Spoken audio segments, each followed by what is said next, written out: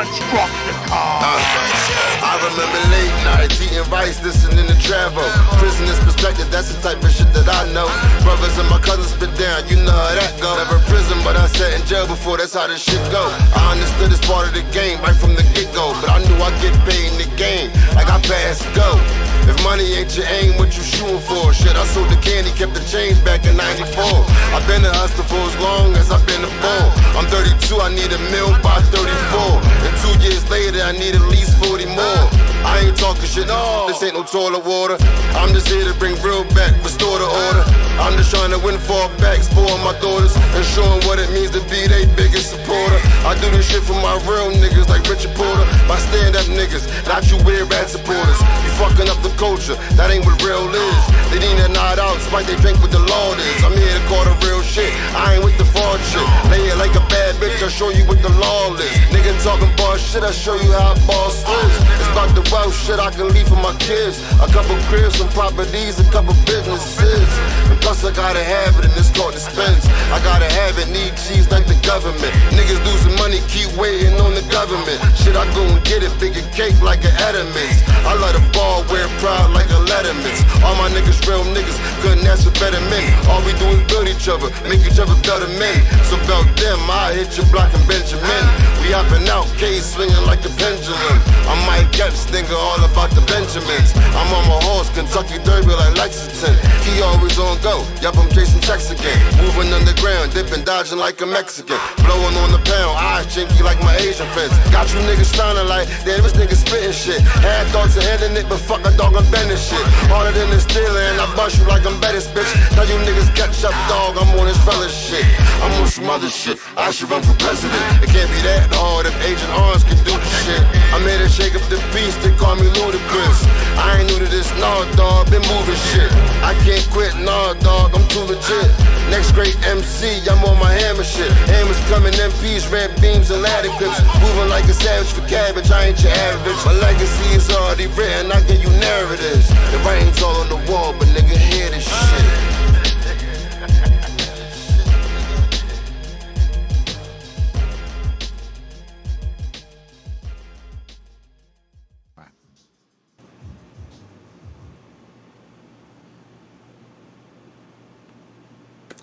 Welcome. How's everyone doing? Welcome to a very special edition of Extra Toppings. Had to have this guy on when we discuss both of these topics that we're going to discuss today. But definitely for the second one, which we'll get into eventually. But welcome, Frank, to the show. How are you today, sir? Good, my man. Thank you for having me here. Let me get an extended shout out to my family in South America, because, you know, if you don't say hi to one of them, you're overall rude. Yeah, you get no wrong with that. Shout out to everybody who is watching, who will be watching in the future. We appreciate you taking the time out of your busy schedules to check us out. So we're going to have some great conversations today, but I wanted to talk about these two topics a little while ago, but it would be best holding off for Frank. Thank you, my good man. We're going to start off with the first one, but definitely for the second one. And we're going to go deep into it. This gentleman has intricate knowledge that we need to hear, especially dealing with that particular location firsthand. So we're not going to pause it any longer. We're going to get into the first one because I really want to get into the real reason we're here today. But because Frank is such a sports guy just like me, I was like, we got to kind of like, start off this way and then we'll broaden it out and bring it home. So I want to start off with the, trying to say was the best way to kind of like really introduce the greatest sports contract ever. You know what? I actually, and I'm sorry, shout out to my niece Pamelita at home. Gracias por mirarme y siempre apoyarme, la quiero un mundo. But I always refer to this guy as Patrick Mahomey. Mahomey, yeah. Yeah, like, you know what I'm saying? I hope he actually patent that. Yeah, exactly. I mean, like make sure he had that that word, that phrase, and that way, if anybody else says it or whatever, my man will get paid. I mean, the guy deserves it. And remember, early in the week, I told you what I compare him to. Okay, tell us, because Okay, I compare him to back in the day when Brazil used to be a powerhouse in soccer. Used to. They still got a nice team. They got talent. Yeah, they got a nice team. I mean, it was. But you knew when you was watching Brazil back in the 90s, you knew they was going to win the game regardless. There was no beating Brazil. Nowadays, you got to watch the game and see how it's going to turn out. Yeah, exactly. You know what's crazy? I remember seeing, I was in the Bronx one day, and we was with the fellas and we're playing cards. And I think Brazil dropped 20 points on someone in the Olympics or something. And it was just like, are you serious? They're like, that many points in soccer for one. Like, there aren't no mercy rules in soccer, please. And the thing is, Brazil back in the day was so good that they could literally play with. They had enough teams on the bench to create 3 full teams. They did. They had. That's how their bench was so strong. Yeah. So they literally went. You know what? Let's go 25% on this game. Let's go 15% on the next. Still blew the other team out. And the funny thing about Brazil back in the day is that they didn't play that hard, and they were out there having fun. Now, if you ever see Patrick Mahomes, right, you never see him getting mad at a game. You never see him getting mad at an interception. People don't realize that's what makes him deadly, because he looks at it like, okay, oh shit, I threw an interception. All right, I'll just do better the next time around. And I think with Patrick Mahomes, he's so young, he doesn't realize how good he is. Now, me as a person, as an NFL fan, right, and as a person that I was against the West Coast offense and a scrambling quarterback, I look at him like, nah, man, he's gonna falter. He's gonna be another Tim Tebow. I see this motherfucker out in the field making some throws, and I'll tell you, I'm man enough to tell you, I was wrong about him at the start. When the Kansas City Chiefs drafted up to get him, I was wrong about him. And I'll tell you, this kid is natural raw talent. So I want to ask this question. So Kansas City traded up in the draft. Okay. To draft Patrick Mahomes when they already had Alex Smith, who still at the time was considered to be a good quarterback. Right. He didn't tear up the, I would say, the stat sheet, but he was good at what he did. He took care of the ball. He was serviceable. Right. He didn't. I never wanted to call him serviceable because he put points up. It just wasn't his gunslinger style. He was super accurate.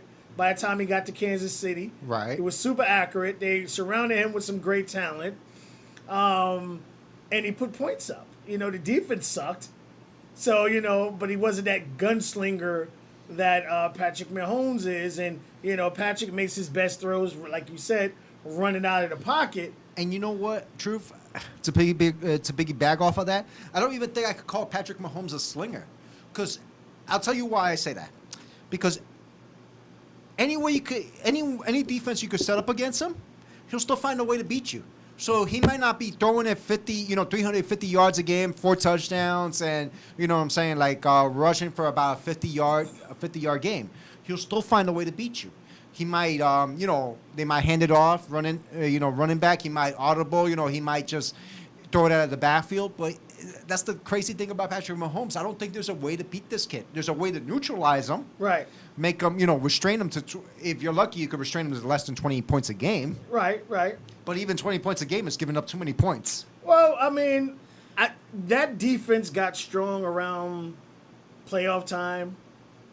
They have Chris Jones, who, as a defensive lineman, getting 15 sacks, especially a big guy like he is. He's a man-child, and shout out to him for getting paid also. Yeah, I agree. But I give Andy Reid credit. We gave him credit before when he was in Green Bay. And you mean in Philadelphia? Huh? Philadelphia. Oh, sorry. No, he was in Green Bay. He was in Green Bay, but no, what I'm saying is, the point I want to prove as far as the Green Bay situation is he did this before. And this is what, people have to understand why I like his coaching style. All right? and I'm a Jet fan, so I know how it feels like to go years without a reliable quarterback. And then all of a sudden, Andy Reid had, the ultimate gunslinger, Brett Favre, who, he threw a hell of a lot of interceptions, but he threw a whole lot of touchdowns too. He was, I wouldn't say similar to Patrick Mahomes, but I would have to say similar, right? Just from the standpoint of when the game was on the line, you knew they were going to pull it through. And that's what Patrick has been doing throughout his young career. So you already have Brett Favre, and you're thinking of the future, which a lot of organizations don't do. Yeah. So what do? You draft a slipping Aaron Rodgers, and you draft him even though you already have Brett Favre, but hey, he can sit on the bench. True. And learn behind Brett. And as soon as it was his time to start, he didn't miss a beat. And here's the other thing I will say about Patrick Mahomes, though. And you're right about bringing up that point where he sat behind Alex Smith and he learned. But I'll tell you what, this kid, I think this kid, he has such a natural demeanor to the game, like Brazil. He doesn't worry about he doesn't worry about winning championships. He just worries about getting better. And I don't even think this kid realizes how good he is. I don't think he's reached his potential yet. I agree with you on that one. He hasn't reached his potential, and I think he just literally he goes into this game. Do you ever see him pissed off? No, he's having fun, and that's the greatest thing about it. Like this guy legitimately is getting paid to do what he loves. And that's the funny part is I looked at him and I said, and I'm gonna say this because we're Giants fans. I'm a Giants fan. You're a Jets fan. Yeah. Don't associate me with that team. But we've been through years, pain and heartache, right? Pain and heartache. You try to figure out who your quarterback is. Me trying to see who's the next step after Eli Manning, and all of a sudden, Kansas City drafts this diamond in the rough. The Shadows season-breaking records, and now people are gonna say that I'm on Uncle Tom, Coonan, or whatever. But I was actually hoping for this kid to fail. And the reason I say this is because you imagine how many teams passed up on him, the Giants included. Well, he had a good career at Texas Tech. Fair enough. But the whole thing was, can he transfer to the NFL game?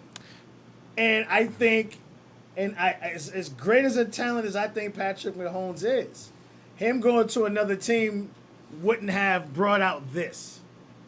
Just like with Baltimore, the Baltimore Ravens, you have a quarterback in Lamar Jackson who you have to play to his strengths.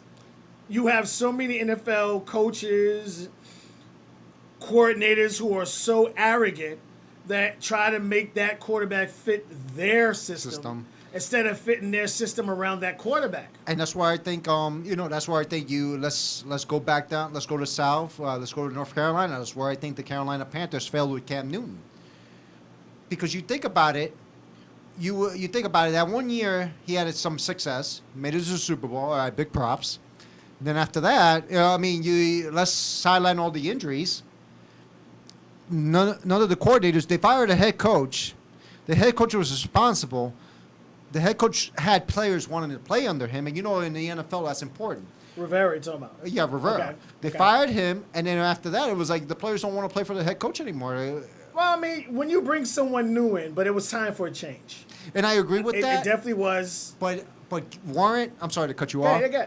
But warrant Ron Rivera's longevity in the NFL, and plus warrant the fact that he was a respected head coach. He's well liked. I don't think he was a good coach. I don't think he was a great coach. But I think he was a well liked coach. And I agree with you on that one. But in Carolina, he was respected as far as the locker room was concerned. Yeah, to a certain extent. Yeah, but he never surrounded his Cam Newton with actual talent. Freaking receivers. It was like, you go get whatever we could give you. Yeah, like he never, with all these wide receivers that came out of the late rounds, and their scout system sucked because they never got any wide receivers around him. But what I loved, again, about Andy Reid, he even did it because you mentioned Philly. He did it in Philly. Yeah, he did. He brought in Michael Vick to replace Donovan McNabb. So he's always a step ahead. And that's what, and it pains me to say that because I always look at Andy Reid. And, you got to keep in mind, man, dude, this guy was an NFC rival. Yeah. So, I'm going to always hate on him. Right. But you know what? When it came to scouting them quarterbacks. Well, see, that's the thing. This guy who's a very, very, very, very, very intelligent offensive coordinator who's a head coach, Yeah. but he doesn't mind, again, switching his coaching style around the quarterback. And a good example of that, now this, remember the first year Aaron Rodgers was without McCarthy. Yeah. And they brought the new coach in. Okay. And the offense struggled. I'll give you a better example than that. You remember Patrick Mahomes was out for like about 3-4 games this season? No, he was out for 3 games. It was like he missed 2 games. 2 games. All right. I'm guesstimating 3. Right. But he was out for 2 games. They brought in Matt Moore, who was a substitute teacher, I think, in some school in Florida. Right. And you saw, I think he was playing, I forgot who he was playing. I think it was either the Buffalo Bills or maybe the, who's the other team from the NFC that actually, no, I'm sorry, the Baltimore Ravens. Okay. Matt Moore actually had them within a touchdown of that game. Yeah. Now, they didn't win the game. Right. But you saw Andy Reid, and I don't like to give Andy Reid credit because, I'm going to be loyal. He's a pure hater, that's why. All right. He's an NFC rival, Come on, are you going to give Belichick credit? I'll give him credit as being the greatest cheater. Okay. Are you going to give the Buffalo Bills credit for being better this year? I think that team is scary. Okay, there you go. So I give them all the credit in the world. So that team is super scary. So I give Andy Reid credit when credit is due. When Patrick Mahomes was out of the game, he was about to play, and he had to go up to his second string quarterback, and then reorganize his whole playbook to fit his second string quarterback. And at that point, I looked at him and I said, you know what? That's skill, yo. It is. It truly is. So what I want to say about this gentleman here is, first, you have to take your hat off to the organization for, and I'm a Jet fan, and we're going through it right now with our safety right now. But, organization who realized that at the end of the day, this guy is the heart and soul of that team. They have not, since he's been a quarterback and has been in a game, they have not lost by more than 7 points, and that says a lot. That says a lot. What's one of the things in the NFL is you got to secure your franchise quarterback. Yeah, and that's exactly what it is. Yeah. He's a franchise quarterback. But did it shock you that because usually baseball players are the ones who usually breaks the bank, usually makes, brand new contracts. Baseball players play 162 games, so that's why they make so much money. And you have this guy inks out a deal for $502 million. I'll tell you this much. I'll go on a tangent, and I will say this: it doesn't surprise me. You know why? Because you're given a talent like Patrick Mahomes. I'll compare him to Aaron Rodgers back in the day. Okay. Aaron Rodgers, let's say back in the Super Bowl run, when he was young, he was responsible for 10 wins. Doesn't matter how you get it, he was responsible for 10 wins. Absolutely. So you look at Patrick Mahomes, and you say to yourself, he's responsible for many of those close point wins, come from behind, whatever. So I look at it, Aaron Rodgers got $100 million. If I'm not mistaken, or something like that, $100 million for 10 years. Yeah, he had one of the richest contracts at the time. At the time, Patrick Mahomes just won you a Super Bowl. You gotta pay them. You gotta pay my dude some money here. Well, I mean, they gave him a lot of money. Okay. And I think he deserves every penny of it. I do so too. I will be honest with that. I think as much as the other NFL players like what happened, I think it hurts them. And the reason why I say that is from a financial standpoint. If you're going to give the best quarterback in the game about $40-some million a year, okay, how can any other quarterback come close? And I get what you're saying. And you have people like since you're a Giant fan, I'm sure you've been following this whole thing with Dak Prescott, and he wants like $40 million a year. If I'm giving Patrick Mahomes, if I'm giving him $45 million. I'm not giving you 40. And I agree with you because even with Dak Prescott, and I told my friends this, I said you gotta evaluate the game skill. And you look at Dak Prescott, you look at Zeke Elliott, you go Amari Cooper. I'm sorry, but Dak Prescott is not winning you all those games. I think he's a serviceable quarterback. No, I don't think he's terrible. I think he's good.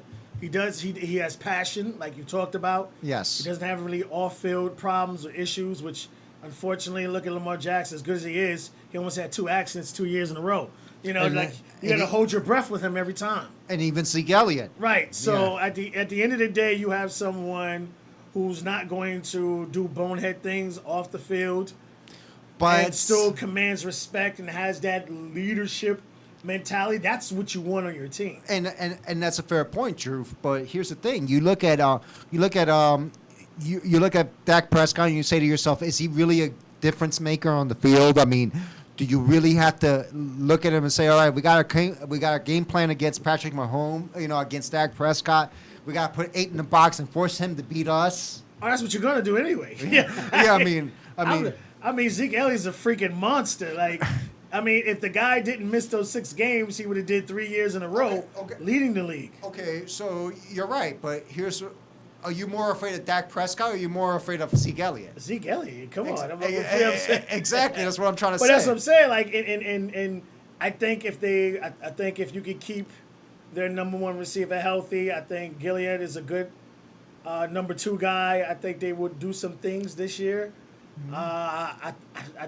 I don't see him doing like something super spectacular, but I think it really all depends on what the Giants' defense is going to look like this year. And as far as Philly, they still didn't really do much to help their cornerback situation out.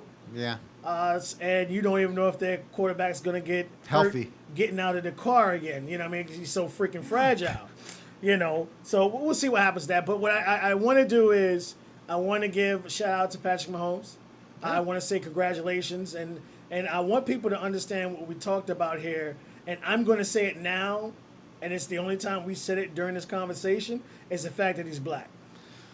You know what? My friends asked me, how do I feel about him going to Vegas?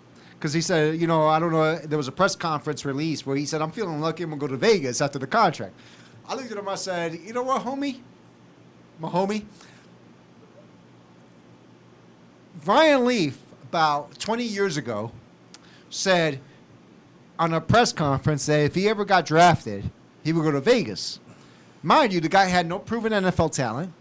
Now you get to see what he was able to do, which was pretty much nothing. I think it was a bad situation. I mean, you see why Eli didn't want to go there. It was I can't. Bad coaching over situation. I think the guy had more talent than Eli. Yeah. Again, he just went to the wrong team. But I see where you're going with. Yeah, and I look at it like this. I said, you know what? You basically bragged about San Diego before you got there. Patrick Mahomes got drafted. Mahomes got drafted. It's at the bench. He learned, and it's a great thing. Like I said, it happened with Aaron Rodgers. It happened with Donovan. Even though, I mean, at the time, Mike Vick wasn't a rookie or nothing, but he came from prison, and Andy Reid gave him a shot, and he actually wound up winning a lot of games. Or Steve Young behind Joe Montana. True. So he's had that track record where he always thinks ahead. Will Patrick Mahomes finish out that entire contract? Absolutely not. You know what? If Patrick Mahomes, it's like Russell Wilson. You know what? He's 22 years old about? Who, Patrick? Yeah, Patrick Mahomes. He's 24. 20. Is he really? Yeah. I thought he was a lot younger. Nah. Okay. So think about the Jets quarterback. So here's the thing about quarterbacks that you guys probably don't understand about the NFL. You don't reach the prime of your career, or actually 32, 33. Yeah, 32, 33. 31, 33. Yeah. So you think about it, you say to yourself, you could get 2 more contracts until you're 33. And then after that, you're signing a year-by-year deal. Russell Wilson, he signed a new contract with Seattle. I was hoping the motherfucker would come to New York. No, I mean, come on, man. Seattle was coming. I will say this. Don't think this contract won't get reworked. Oh, yes, it will. If he wins 1 or 2 more within the next 10 years or 5 years, they're going to. The only thing that would hurt that team is their defense. And you know the funny thing is, like going back, I looked at Russell Wilson. I looked at him. I said, you know what? He's smart. Patrick Mahomes is going to follow the same suit. He's going to be good. But again, I want to give the man all the credit. Congratulations. You definitely deserved it. Mm-hmm. You are that team. I remember you coming back in the playoffs. I remember you coming back all year long. The fire you have, the passion you have. And like Frank said, if you make a mistake, you brush it off. You go back out there and you make a play. And his teammates love him to death. And I don't mean just brush it off. You don't ever see him getting affected by the mistake. Yeah. So, again, congratulations. We wish you all the best. And let's. We're there. So, all right. The reason why this gentleman is here today, and I'm going to just go ahead and start the photo slide. All right? So, the reason why this gentleman is here today, and the reason why I waited multiple weeks to discuss this topic is because I'm looking at this man right here now, is a military vet. Thank you for your service, sir. You're welcome. Thank you. And not just the fact he's a military vet, this man actually served at Fort Hood. Yeah. So, I want to ask you a couple of questions about yourself, a couple of questions about the facility and everything about itself, and then we're going to get into Ms. Vanessa. Okay. All right, so what was it like that first day, that first week when you joined the military? Well, I'll tell you, I can't really say the first day because it felt like nothing because, you still had to wait about 3-6 months to go to boot camp. I can tell you the first time I landed in Fort Hood, I said, holy shit, I'm away from home and I can do whatever the fuck I want. It feels like, like I didn't realize being away from my parents until I got to Fort Hood. Okay. So I didn't realize, I could go out drinking. I could come home at 2 in the morning, 3 in the morning. At 18, now at 35, that doesn't seem like a big deal. Right. At 18, it was like the world. For a young child, for a young man who, again, your first time away from home, you have absolutely no supervision. You were in the barracks with other people. Or did you have your own? No, I was in the barracks. In the barracks. So again, you may not get along with everyone, but you're gonna have some people that you actually chill with, and of course they want to go out, they want to drink, the party. You're young, they want to party. The young ladies are there and everything.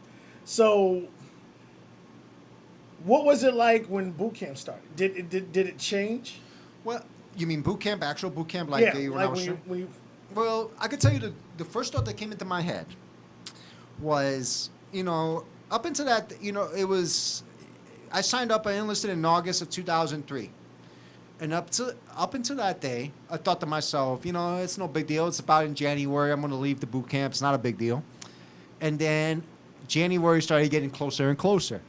Talking about December, I remember having a breakfast with my mom, my family a week before I left the boot camp, and I said to myself, "Oh shit, that Thursday I'm not going to sleep in my own room."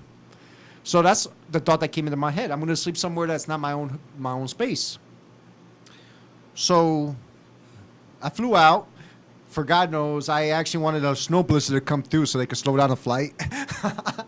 I was trying to enjoy I could tell you I went out to dinner with a chick. Shout out to Samantha, by the way. I'm still friends with her. But I went out to dinner with her the night before I went out to boot camp. And that morning, I woke up at 2 in the morning. I was trying to make it nonchalant, not trying to wake up my mom, my sister, or my father. But I didn't succeed because they all gave me an emotional goodbye. Well, if you thought you was going to sneak out the house, you was wrong. You definitely was wrong. Oh, yeah, I was wrong. And, that was the one thing I remember. And then from there on, I landed, I met, on the way over, I met some guys that enlisted, some girls too. And the general consensus for me was, I didn't express it at the time, like, tonight I'm going to sleep somewhere that's not my own room.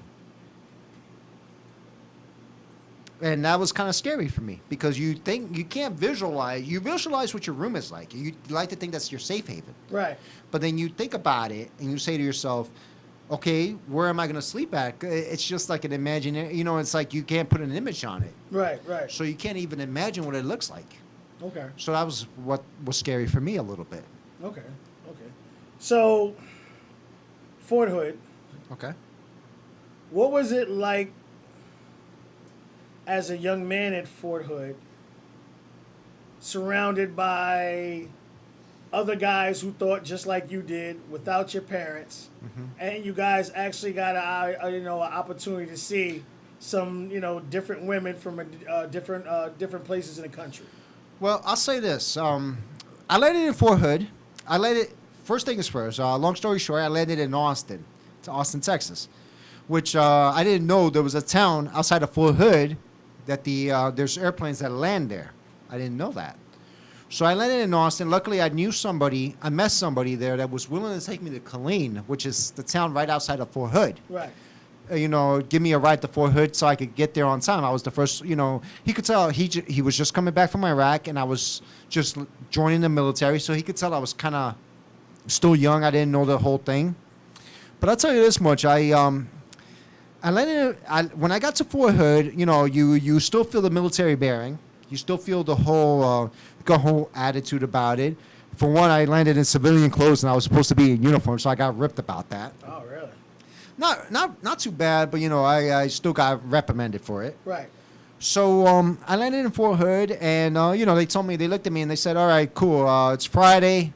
We'll see you back on Monday morning." At that point, it was just in processing, what they call trying to get you session into Fort Hood. There was paperwork that needed to be filled out. There was uniforms that you needed to get, stuff like that. So the whole aspect of being in Fort Hood didn't hit me really until I got to my room. What was that like? In my room, when I got to my room, I felt like, I was living on my own. Like at 17, you imagine, 18 years old, and I'm looking at myself like, no curfew. I got this. Like I really, like, there's no curfew. Like I could literally show up back anytime I want during the weekend.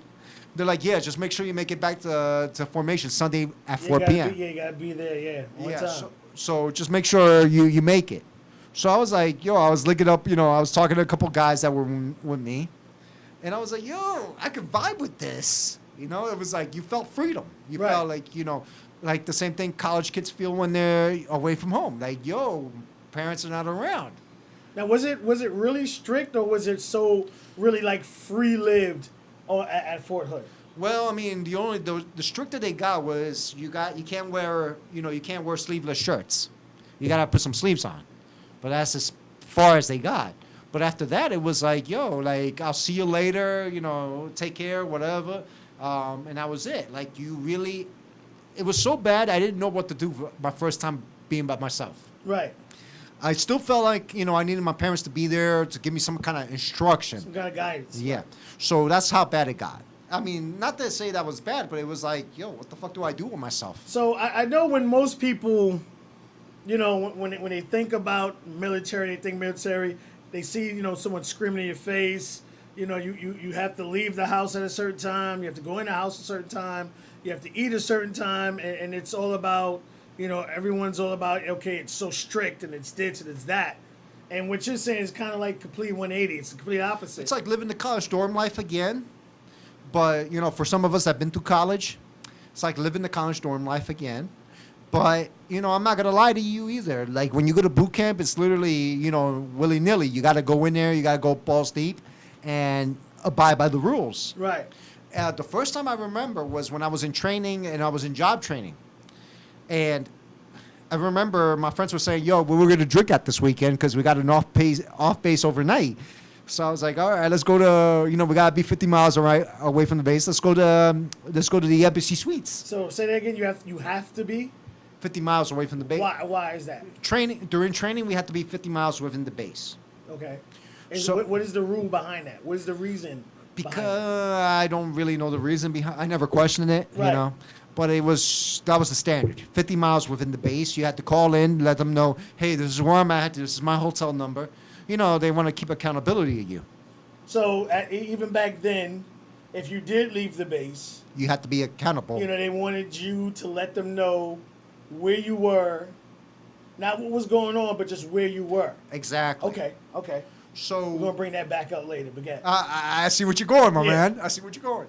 So it was, it was that. But then even then, like my parents used to visit me down every fucking weekend, Right. And Every it- weekend? I know you was happy with that. No, you know what it was, bro? Like, yo, you get that, when you get that home cooking.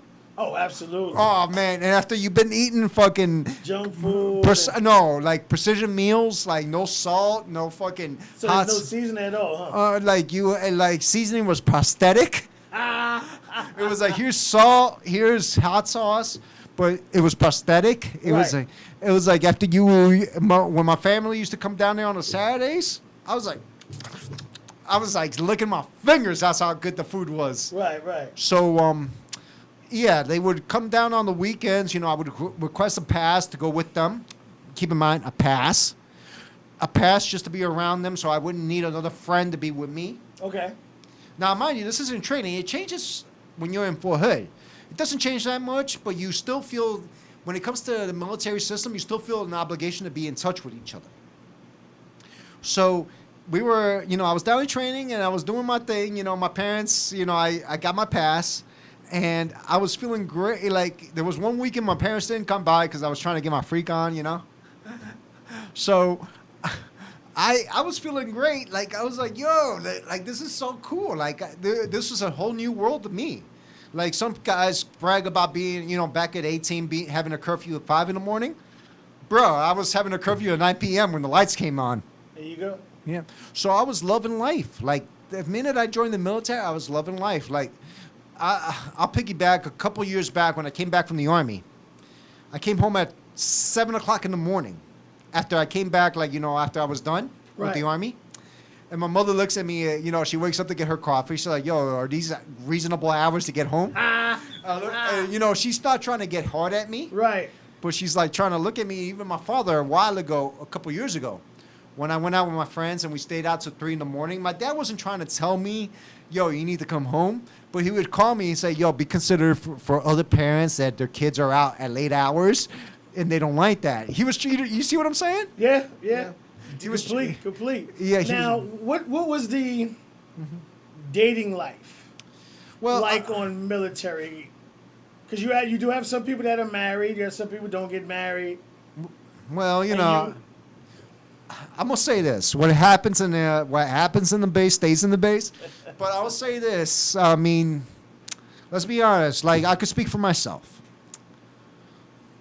I was trying to get my freak on. So, like... Because you mentioned it being similar to college. Yeah. And this is why I want to ask, and, we have this thing out about Fort Hood and how they aren't as by the book as they should be. And listening to the things that you're saying, it was even that case back then. But, like, here's the thing. I'm not going to lie. I was trying to get my... can I speak freely? Yeah. I was trying to get my freak on. I was trying to get my fuck on with some chicks. Right. First weekend off base, I got labeled as hickey neck. So you could wonder why. Right. So, I had them all up in here, and the point in being is that when it came to me, like if a girl didn't want anything, like I'm not gonna try to fucking force it on her, she does. But it doesn't escape my responsibility from being a soldier, from being her friend. Now, like she might not feel comfortable around me. Yet I understand that. I just came on to you. I just try to, for lack of a better way to say it, I try to penetrate you. But it's never gonna, you know what I'm saying? Like my responsibility to watch after you is primary over everything else. So let me ask you this: are there any rules, written or non-written, on the base about dealing with women on base, or at least, especially from the same department? I'll say this: we used to have a safety briefing every weekend. When we used to, like, if we had a three-day weekend, I used to give a safety brief. Say, look, if it's not don't beat your wife, don't beat your spouse, don't beat your kids, don't beat your meat, whatever. And if you gotta pay for it, make sure it's good. And like, if she says no, don't touch it. And that was number one rule. She says no, don't touch it. Right. Leave her be.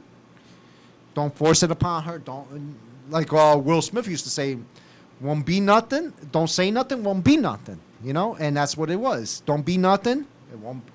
Don't be nothing, it won't be nothing. So around your time in the military, were there any cases where someone just didn't take the hint? I'll say this much. As I started leaving the military, forehood got progressively worse. Okay. Progressively. I was leaving the base. Soldier got fucking raped around, I'm going to say about around 45D, which is another section of forehood where, you see, the sections in forehood are divided. You have the infantry that's 45D, 4th Infantry Division. You have 1st Cav on the other side. And then you have 13th Sustainment. Well, in my time, it used to be called, I can't believe I could say my time because I'm old now. But in my time, it used to be called the 13th COSCOM. So all divisions, you know, it's not that they were divided. It's just every unit had their own space. Right. So back in my day when I was leaving Fort Hood, when I was actually getting out of the Army, I heard about a soldier that got raped around 45D. And she got raped because of the, I'm not going to say because of the fact. What happened, why she, you know, how she got raped, she was going out of her barracks to throw out some trash. And then along the line, she got raped. So this is on the base, though. This is on the base. A military base where, you know, everyone gets training, and you would think that this would be one of the safest situations you should be in. And you're right. It should be the safest situation you'd be in. And just taking her trash out, she got raped. And just to give you a big visual image of how big Fort Hood is, okay? We're in Hackensack. Right. Take Hackensack all the way to fucking Edgewater. Yeah. And, you know, I'm talking about Edgewater up to the point you hit North Bergen. It's pretty big. That's a big base. Right. So you imagine shit gets real. Like, you know what I'm saying? Like, it extends that far. You get me? So you would feel that you have a lot of safety nets around you. The only place where I would actually feel, and I actually been guilty of this, where I didn't feel safe, was getting out of Fort Hood. There was a town called Killeen, Texas. Now, Killeen, when I was there, I remember one time I wanted to get a cut. You had to get a cut off base because them fucking Asians. Different cuts, yeah. Yeah, and I don't mean to stereotype or throw some bigotry over here, but the fucking people they throw on base, they fucking suck at it. So off base on Killeen, right there on Rancière, I didn't know this at the time, but that was a straight hood. And I remember once because I was walking down Killeen on Rancière, and a taxi cab driver gave me a free ride back to base.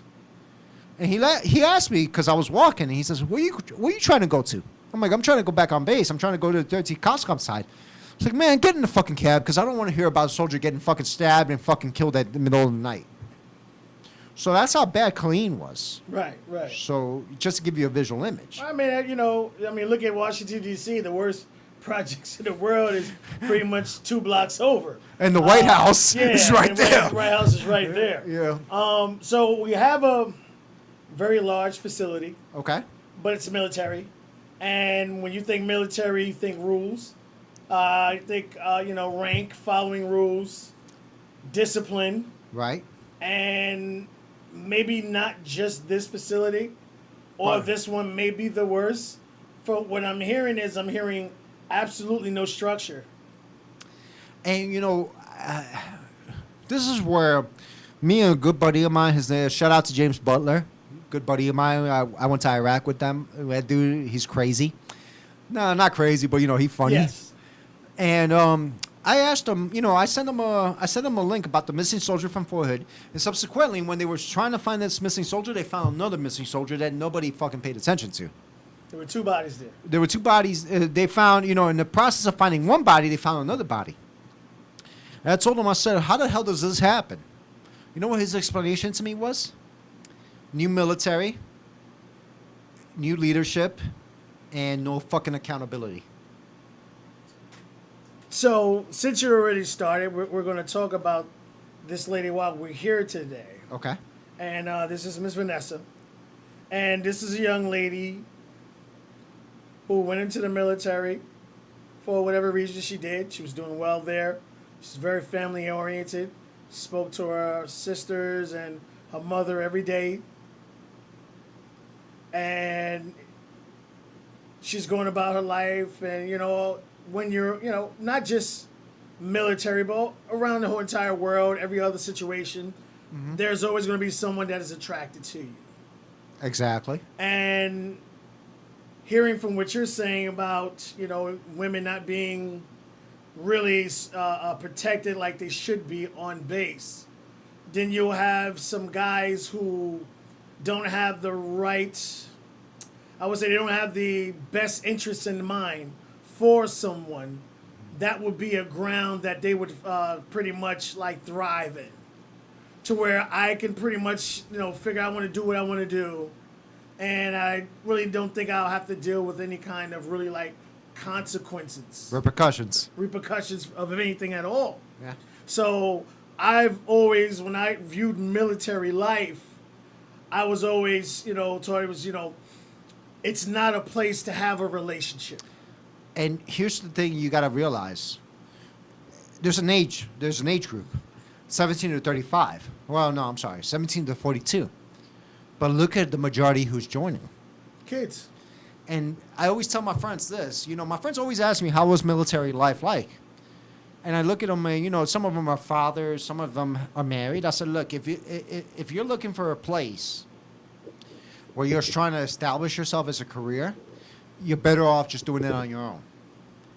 But if you're down for being away from your kids and moving them from point A to point B every fucking year, it's not really worth it. Like if your wife is all for that, my kudos to you. But if she's not, if she's not looking at it like, I don't want to move. I don't want to live in Seattle, Washington 1 year, and then all of a sudden move out to Florida. To Tampa Bay, Florida. Like I could understand her pain, but you got to understand, like if you're not about moving every fucking year, or thinking about moving every fucking year, it's not for you. Now I got cousins in the military. My cousin fucking bought a property everywhere she went to, and shout outs to her because she's making that money now. She's retired. Nice. But you got to really think about it. Okay. You got to really look at it and say to yourself, if you're vested in, the way I feel right now, I would not recommend the military to anyone until they fix the situation for this young female soldier. Or actually, all these soldiers that came up missing, supposedly. Right. So, the mother tells a story about how, to her, she started realizing some differences with her daughter. Now, again, we're talking about military, so, you have to keep your PTO up. You have to keep your fitness up. And her daughter describes her daughter as going from this, very confident, muscular young lady to this skinny, Scared. back office now type situation where, the mother could tell something was wrong, and obviously she didn't want to tell her mother, but she wound up confiding in someone and saying that, she was being sexually harassed. Now, here's the thing, and, sexual harassment is wrong at any level. I wish, and believe it or not, true, this story hits close to home for me because I feel like I failed the soldier. As a soldier, as an old school soldier in training, I feel like, I had an obligation to her. Right. As anyone that believes in the military system has an obligation to her. So I feel like I failed her in the sense that I would have told her, you know what?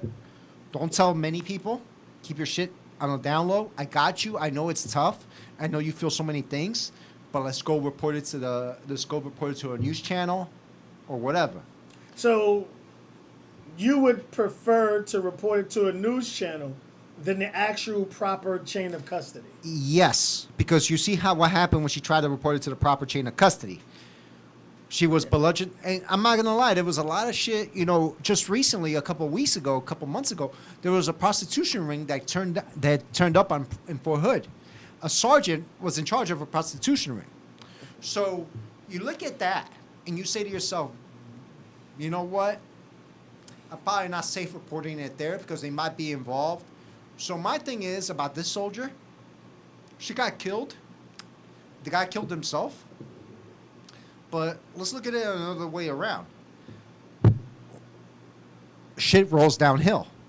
So if she was allowed to report that, I'll tell you this much. The whole chain of command would have been under investigation. Well, they're under investigation, and in my opinion, there's going to be some severe changes at Fort Hood going forward. Because what you have here is you have a young lady that did report it eventually. She couldn't take it anymore. Family convinced her, friends convinced her to finally come forward. But actually, she didn't get a chance to report it. But you look at the circumstances around it. Not particularly her, but you look at the soldiers. You look at a soldier that was, I'll give you 2010. Army shrink started killing people. 2014, another army soldier started shooting people. And then you look at the soldier. His name was Gregory Morales, who came up missing, and I put quotations around that. Yeah. And then her. So I look at it like, you know what? At some point, you gotta start developing answers for these soldiers. Now, not for nothing, but one time I went to take a shit. I'm sorry to say it like that. I went to take a shit, and I got reamed by my chain of command for not telling somebody where I was going. I took my shit, came back, and they're like, "Where were you at?" And I'm like, "I went to the bathroom." Why didn't you tell anyone? Like, you know what I'm saying? Accountability. It definitely sounds like a double standard for the male and female situation. And I was blessed. Shout out to Butler. Shout out to my chain of command. I was blessed to always have good leadership around me in the military, and that's the one thing I felt about the soldier. She was a good soldier stuck in a fucking shitty situation. Right. So the thing is that also got me is the fact that this gentleman was able to escape from Fort Hood and eventually wind up, when the police got closer to him, he wound up taking his own life, obviously because he didn't want to pretty much face the music. Well, here's the thing you gotta realize about Fort Hood, truth. Fort Hood is a fucking town in itself. You think about a military base and you think about it like this. Cell phone right there, that's the whole military base. I remember one time when I was down in Texas and I first got my car down there. I was driving, and mind you, at the time that I was down there, there was no passing the gate, nothing of that nature. I got lost. I told somebody, this is before the time that cell phones had GPS. Yes. Had the flip ones. Yes, ladies and gentlemen, I am that old. We didn't have GPS. We had to go on MapQuest and find our directions. So I'm driving down Fort Hood. I'm driving down a road, and I tell a gentleman, I'm like, yo, I'm trying to get to Warrior Way and Old Iresides. He's like, I'm actually trying to get on Fort Hood. He's like, you're on it. And I'm like, what the fuck? I didn't even realize I was on Fort Hood. Right. So that's how big Fort Hood was back in the day. Now imagine, there is no way Fort Hood is that big, but, and what I'm trying to say is not to excuse the soldier's death. The soldier got away from base because communication doesn't spread that fast. You know what I'm saying? Like, it doesn't really spread that fast. It's like, it takes a minute, and then But he was questioned first, and then, I guess, himself feeling that, they got me. There's no way I can talk my way out of it or get my way out of it. I don't want to face the music type situation. But did you hear the situation behind that? He said the soldier Vanessa was going to report him because he was having an affair with a married wife. Right, which makes no sense to me because it doesn't, and a lot of people saying that they don't think that's the case, and unfortunately we can't hear from Vanessa, and we're not going to hear from Robinson, because they're both no longer here. But we do know she was being sexually harassed. Yes. And the story is, we think this gentleman came up with the story to get Aguilar, I think I'm pronouncing her name right, the other young lady, to help him cover up the body, dispose of the body. Now, what I want people to understand is this man beat this lady to death with a fucking hammer. Here's the thing I'm going to say. I think this was more like a sacrificial killing.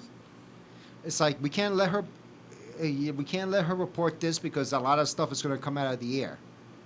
So what I'm trying to say is, and if Vanessa's family hears me, if you want to really catch, if you want to really hold somebody accountable and make sure somebody gets the proper treatment, dig deeper. Well, that's what they're doing now, and But here's the thing: you got to understand, you're going up against the government. You're going up against an entity. I agree with you, but here's the thing. Obviously, there are certain things they're never going to divulge. So I think what's going to happen is they're going to have, let's say we have everything in a pie. We have a circle. Okay. And we're going to divide that circle up like we would original pie, slices of cherry and apple. So they're going to give us a couple of slices or a slice or two. Yeah. But there's no way in the world they're going to give us the whole pie. But we're going to be able to get a lot more information now than we would have before, especially because this young lady passed away. I'll make sure I have it right here. So she disappeared April 22nd, and her remains wasn't found until June 30th. And let's piggyback off another point on that one. I was down. You imagine I got yelled at for going to the bathroom and taking a shit. I'll give you another example. When I was in Kuwait, back in 2000, also many years ago, I got yelled at. I didn't get yelled at, but they fucking locked down all the base to retrieve a weapon. Retrieve a weapon in Kuwait. You mean to tell me they couldn't do the same thing on that? And then I back in 2005, before I came back to Fort Hood, after I got deployed, they closed down the whole base because a soldier got murdered in the barracks. So it's like, yo, what is y'all doing out there? Like, apparently, the chain of command is a fucking piss on. Well, unfortunately, what happens a lot of times is we get so complacent, and you're more worried about your paycheck than actually doing the duties, which is why you're getting the paycheck you're getting. And this is why I look at it and I say, truth, you know what? I look at it, some people say, I look at my friends and I tell them, I'm like, I'm old school military. You know what I'm saying? Like if, like Vanessa's death actually hit me pretty hard because I couldn't stop. I reread the article about 15 to 20 times when she got murdered, when she got bludgeoned to death with a hammer. And I looked at it and I said, yo, you treated her like she was a fucking, she was a fucking enemy of war. You know what I'm saying? Like you were really trying to fucking beat the shit out of her. A hammer, that's not a pretty way to go. That's a bludgeon and then to dismember her body. But here's the... No, what I was trying to say was this, is that to me it hit me close to home because I looked at it and I was like, you treated her like an enemy of war. And the only thing she was guilty of, realistically, was being a good soldier. So basically, you turn around... I was taught, even in training, watch the person next to you, watch the person on the left and right side. And Butler, shout out to Butler again, he said this several times, that this is why, when I go, I'm sorry to segue, yeah, but this is why I go towards the Black Lives Matter movement or the debates. It's that, I remember I stand by what I said. I said this could be a way to check the coronavirus is up or down, whatever. And I said to him, I said, just be careful because this is a good way to check for that. Don't forget, this is how they subjected syphilis tests, gonorrhea, STDs, AIDS, HIV. Checked it on the population, on the black population in America. So I told him, I said, just be careful. Just be cautious, keep your social distance. And I said, when it comes to Vanessa, sorry, I'm losing track here. But when it comes to Vanessa, I said, you know what? Like, a lot of times, they took a population out of the military and they said, not a population, but they took a soldier. We're all trained to think the same way. Watch after each other. We're family, and this is all we have in combat. They took a soldier that believed in that as much as us old school military folks do and used it against her. And that's, to me, it hits me close to home because that's like basically she had no, you know what I'm saying? Like it made me tear up a lot of times because. Well, this is, from this standpoint, you have a young lady that disappeared the 22nd. So this lady was pretty much MIA for over a month. So what's really coming or really hitting the Fort Hood base really hard is how do you lose a soldier? And not not know where she at, no nothing. How did she leave? Did you check every suitcase? Obviously you didn't. Check her whereabouts because they had something here where they put out that she had to get in contact with him to let her in. And they said that, he entered the Robinson entered at 10:01 a.m.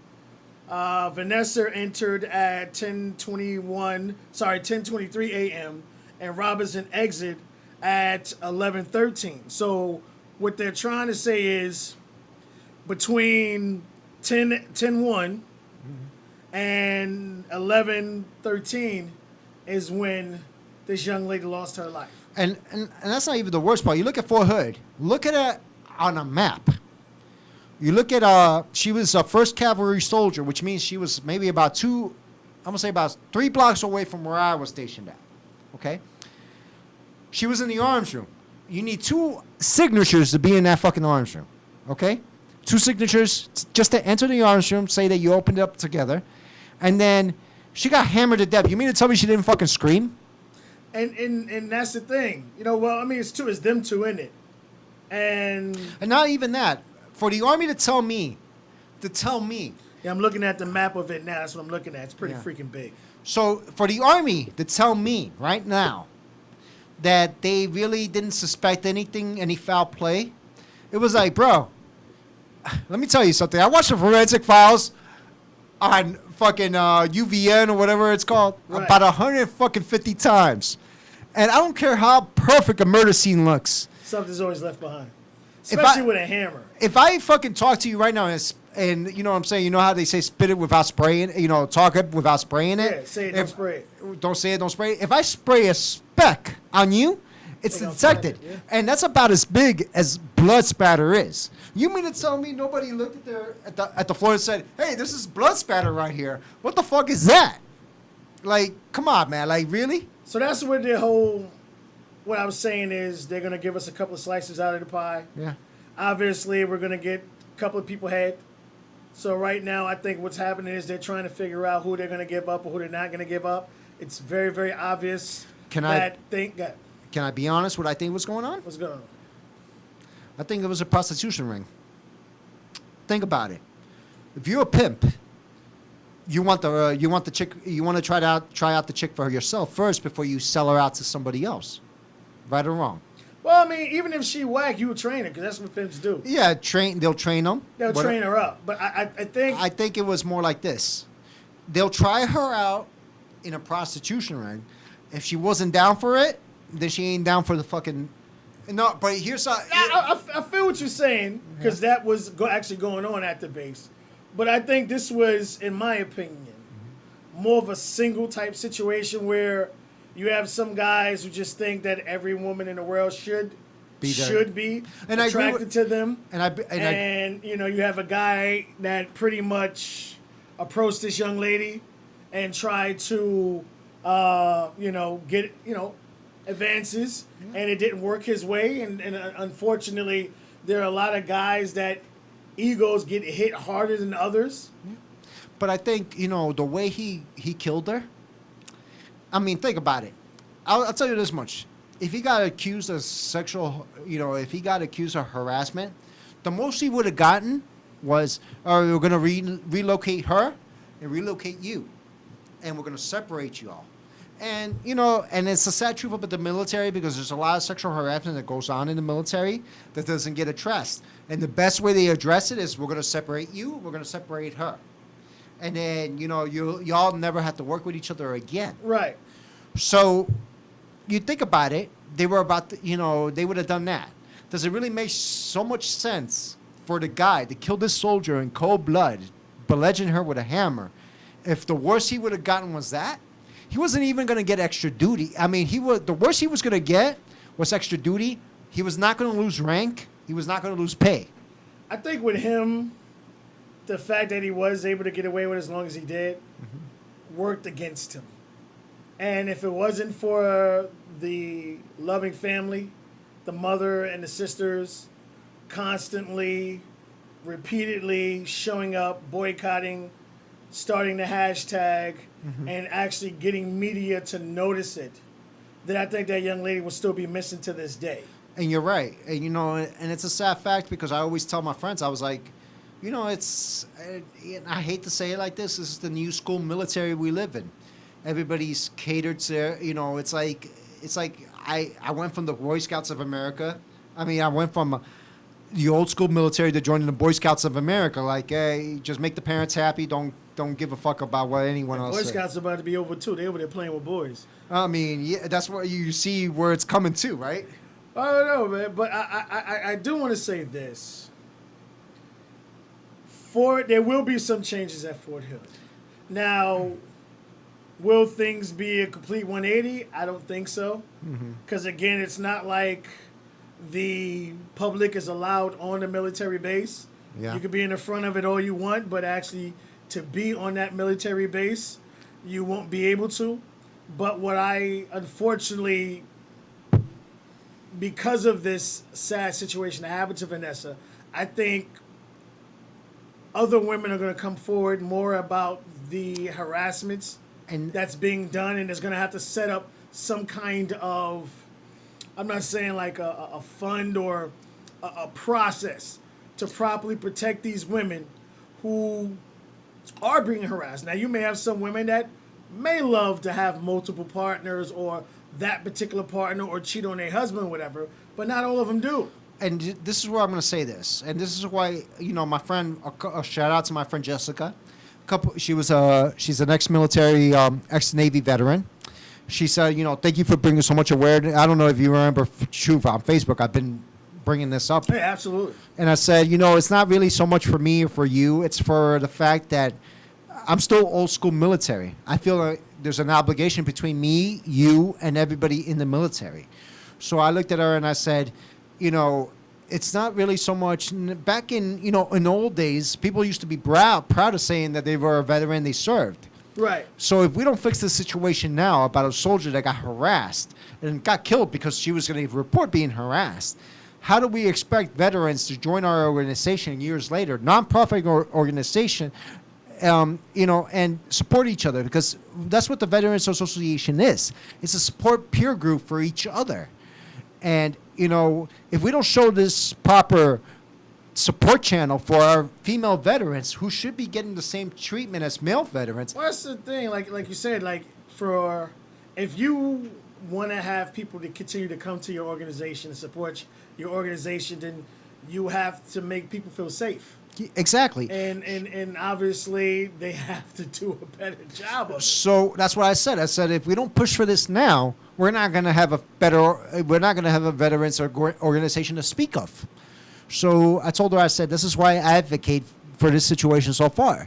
And it actually, you know, I'm sorry that Vanessa's failing, but this actually made me tear up a little bit because it felt like we all failed there as a military family. I want to say this. Unfortunately, there are some bad things that have to happen to good people in order to make other people safe. And with the Breonna Taylors and with the Floyd situation, you have a lot of differences and changes that have started to happen because of those two travesties.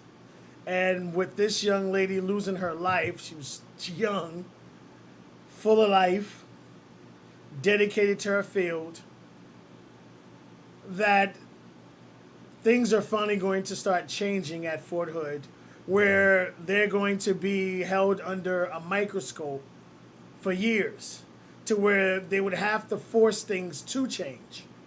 That's too big of a location. That a location generates too much money by having all these soldiers here and all, you know, all that, to where they're going to have to, again, give us a couple of slices. So some people are going to get their heads chopped off. Some people are going to lose jobs. They're going to lose pensions. And I think what they're really doing right now is they're going to figure out who they want to give up and who they're going to protect. And it's all about who got more dirt on who and who doesn't have dirt on who. But the sad thing that they I'm sorry to cut you off. And basically, who got more dirt on who, and who isn't that high up in the command, and how far it goes. You know, how far that ladder goes. You know. So what do you think should happen to this young lady that assists in the disappearance of the body? They're trying to hit her with, oh my gosh, accessory to murder, accessory to a whole bunch of different things, and she's obviously the guy killed himself, so it's pretty much her word against a dead person's word. I think I'll say this much: when it comes to her, if you could get her on accessory to commit murder, and I can't really say accessory to commit murder. I'll say tampering with evidence, right, and all that stuff, and especially in a crime of this magnitude, you hit her with the most you can. Now you got to understand something. You might not be able to get her with everything, right? But eventually, the way it's been happening in Fort Hood, and I urge, and I don't know if Vanessa's family always is listening to me, but I urge this: aim small, miss small. So if you start shooting the little bullets, you're eventually going to land the big one. Well, they are. They haven't let up, and shout out to them. Yeah. For their persistence, because I guarantee if you guys didn't come forward and love your daughter and your sister the way you did and do, I think this young lady body will still be missing. And it's not even, it's like, to me, it's crazy because what shocks me is the fact that their protest caused Fort Hood to find another soldier that was missing for almost a year. Well, see, that's the thing that I think puts them under a bigger microscope. That how did he know where to bury that body? What is the chances that he just decided, went randomly and said here, and not knowing there was another body there? Yeah. So it just goes to show, like, what else did he know? Did he actually kill himself? I mean, like, yeah. What are the chances of you burying a body right next to another body that you didn't know was there? And I mean, it's to me, it's crazy because it was like, you take the chronological time frame. Vanessa's body was discovered within 2 months. You mean to tell me Gregory, whatever his name is, it took about a year to discover his body? Now, They're saying. How were you looking and where were you looking? How in the world did that happen? Like, what the fuck? Like, I could have found it. I think I could have found the body within a day. Well, I mean, military has specific weapons and stuff, so it just pretty much goes to show you they didn't want to find it, or they really weren't putting that much true effort into it. But before we get out of here, I want you, first of all, thank you for coming through. Thank you, True, for having me. And again, thank you for your service. And I want you to put into a nutshell what this situation has done to you, has affected you, and what do you think needs to happen to prevent it? I'll tell you this much. For me to advocate for the military, they need to do right on a number of issues because you know me, when you first met me, I speak highly about the military for the Army. Now they gotta do a whole bunch of shit right for me to say, you know what? Tell your daughter, tell your kids, or tell your husband or your wife to join the military. Because for now, I'm like, yeah, that's on standby. So what, in your opinion, because you were on the base, you lived on the base, what needs to happen in order to create a safe environment for women? For one, I'm like the next guy. I'm not, I'm the average Joe. If I see a hot chick on the street, I'm going to try to hit on her. If I could get anything, I'll be lucky. It'd be my lotto ticket. But, I'm not going to lie about that one. Right. But for me to say I want to advocate for the military, it means making sure there's equal justice for everyone in the military. In other words, if a soldier's weapon is that important to you that you lock down all the base just to find that soldier's weapon, then you lock down all the base to find that soldier. For a human being. Yep. Exactly. All right, so I want to thank you again for coming through. I appreciate that. Thank you, Truth. Thank everybody for tuning in. Thank everybody for watching. Again, you've heard accounts straight from someone who has lived on that base and has knowledge from that situation. And I wanted to go at it from a kind of a different angle to let you guys know that that base has had issues for years. And until they finally decide to put their foot down, they're going to continue to have issue for years. Again, I want to thank you. So we'll see y'all again on Friday, our normal time. Frank, next time you're free, you let me know. We'll set something up. Tuesday and Wednesday. Got you, man. All right, man. Peace. Peace.